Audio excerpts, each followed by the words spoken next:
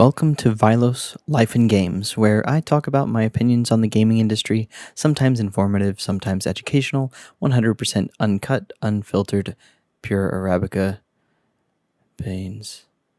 And anyway, I'm working on a topic that I feel is something people want to know these days: how to become a pro gamer. And keep a lookout on this channel as it will be coming soon as a multi-part series. But to get realistic context and prove the value of my voice on the subject, I feel like we have to start at my beginning. To note, I am not a pro gamer, but I know a few, and I know the steps they took, as well as I know that I don't want to be what most people consider a pro gamer. I've covered this before in my What Being a Gamer Means to Me blog series on Earthslice Creative.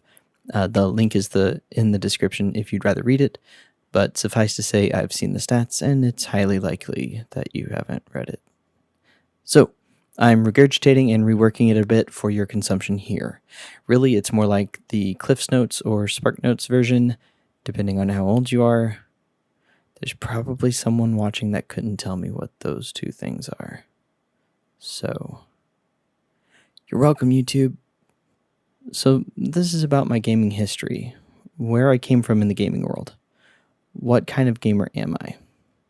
And really, this is the question with the ever-changing answer. My start as a Nintendo gamer gave me the edge that younger gamers today don't really comprehend: the solo player sense of accomplishment. The grinding, the restarts, the cheat codes, thank you Game Genie, the OG Marios, Metroid, Final Fantasy, Ninja Gaiden, Mega Man 2 and 6, Smash TV, Robo Warrior, Sky Shark, the indomitable Clash at Demon Head, which I still claim is one of the greatest games of all time. They all set me up for a lifetime of nostalgia-fueled gaming addiction. And don't even get me started on the eventual arrival of Pokemon. That's for another day. So, yeah, I'll say it.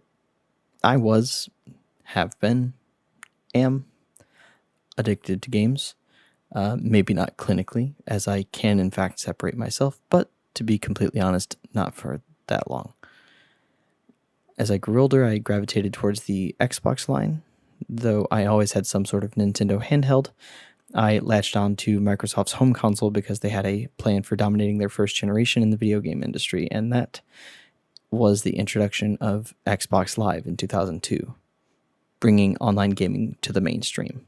And with that came the creation of gamer tags. My first name online was Master Orta. For the uninitiated, this was the combination of Master Chief and Orta, the protagonist of the outstanding Panzer Dragoon Orta. Live started in late 2002, and I jumped online with the likes of Rainbow Six 3 and Unreal Tournament. And then, of course, some time would pass before the greatest of all time, Halo 2, arrived on the scene. Halo 2 was my everything. Of course, I loved the story, the co-op, the hype of the E3 demo prior. Seriously, it was the best demo gameplay at the show ever. But the multiplayer, oh boy, it was amazing. Halo 2 Online was a true obsession, as this was the start of the playing field. Of course, PC gamers had been doing online for a lot longer, but everyone played Halo 2 when it came out. Just a few months after Halo 2's launch, I changed my gamertag to Neo Orta for the 15 hottest months of my gaming career. The need to compete, the need to train was constant.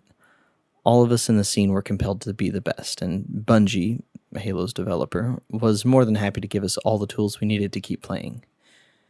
Their website had video documentaries, daily blogs, in-depth spawn exploration, heat maps, highlight reels, stats on stats on stats. My friends, some real and of course more, were online at this point. They created and plugged clans that saw some success. Some even made the trip to MLG in Chicago, which was basically the beginning of Major League Gaming.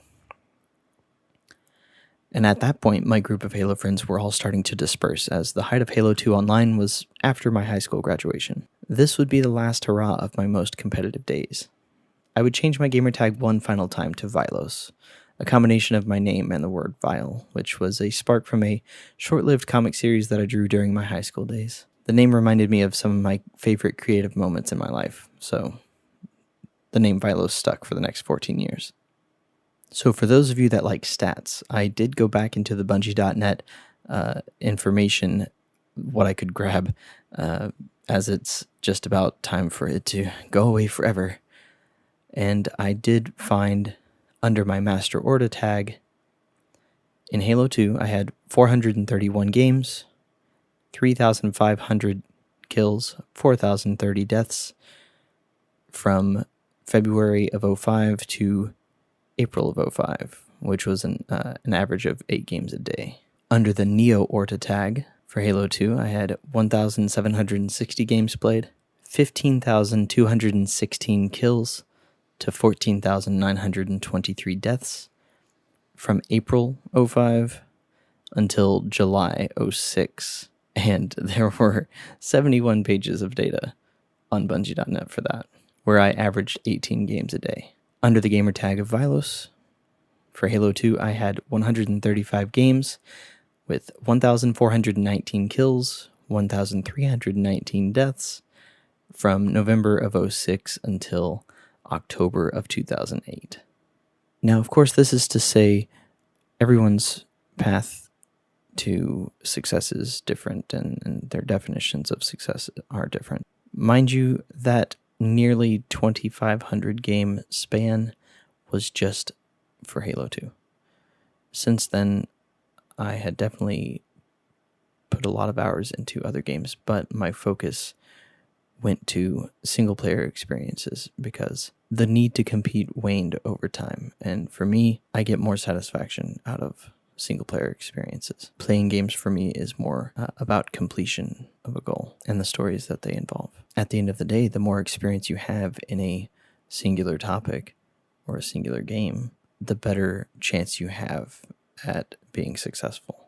When I see the statistics behind a game like Rogue Company, as that is the one competitive game that I have been playing over the past year or so, I notice the leveling system. There are people that have levels in the 140 to 180 range. I am about level 50, and that is not the ranking. That is strictly the levels of experience you get for the time spent in the game, pretty much. And I know that if I spent the time that some of these other people have, I would be much higher level. But there's just no way, and there's not the time available for me to play as much as some other people do. And that's the key to competitive gaming at this time, because you learn instincts. You don't just learn what other people are doing. You start to feel things within the game. You can predict what somebody's going to do a whole lot easier if you've played 1,000 hours versus 25. Out of the games that I play competitively since Halo 2, we're really just looking at Halo 3, Gears 2, Smash Brothers, Rocket League, Splatoon, and now Rogue Company. And that's really just because of the satisfaction that the gameplay gives me. It's not really about the competition. If I wanted it to be about the competition, you would see me with 1,000+ hours in every one of those games. But that's just not me. So there you have it.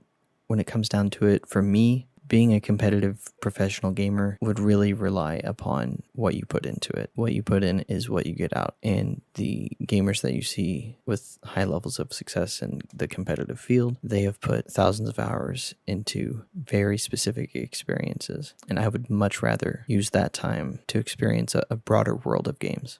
Because I know from my time with Halo that if I had chosen that path, I very well could have been in a different place. Thank you for watching and listening. Please be sure to subscribe, like, and hit that bell for notifications if you indeed enjoyed what you experienced just now. If there's a topic that you'd like me to discuss with you, then throw that in the comments and I will get right to it. Oh, and a quick shout out to Killer Queen Black, Super Mario Bros. 35, and Tetris 99 for bringing back a little bit of my competitive spirit.